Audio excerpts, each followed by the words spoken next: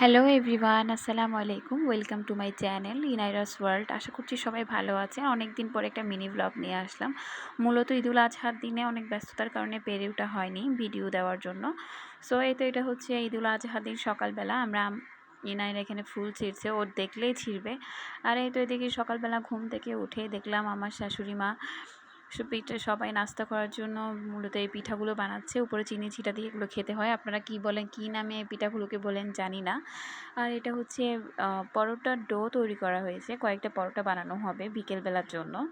আর এই মশলাগুলো মূলত আমরা আমাদের এদিকে অনেকে যে সবাই বলে যে পাটায় বেটে এগুলো করলে নাকি অনেক মজা হয়, বাট এখন তো এটা পেরে ওঠা হয় না তেমন, তাই ব্লেন্ড করার জন্য এগুলো সব আমরা রেডি করে নিয়েছি। এগুলো হচ্ছে মানে রসুন পেঁয়াজ এগুলো খোসাটা আগের দিন রাতেই মানে খোসা ছাড়ানো হয়েছে।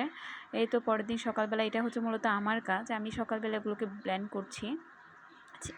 বাসার আমি আমার শাশুড়ি মা ছিলাম শুধু, আর কেউ ছিল না। বাকিরা সবাই আমার শ্বশুরবাড়ির উঠানে, ওখানে মানে গরু জবাই করা হচ্ছে, কোরবানি দেওয়া হয়েছে ওখানে সবাই আসলে। আমিও যাব একটু পর এগুলো কাজগুলো করার পর।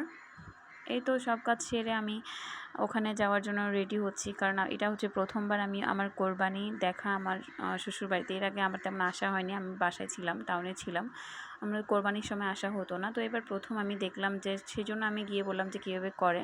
আসলে ব্যস্ততার কারণে আমার মাংসে কীভাবে ম্যারিনেট করেছি এগুলো আসলে ক্লিপ নেওয়া হয়নি। তো ভাবলাম যে মানে এগুলো রান্নার পর রাইস কুকারে বসিয়েছি, রান্নার পর কীভাবে লুকটা আপনাদেরকে দেখালাম। এদিকে বিকেলের দিকে ইনাইরাকে একটা ফ্রক পরিয়ে দিয়েছি, ও নতুন কিছু পরালে এরকম করে নাচে।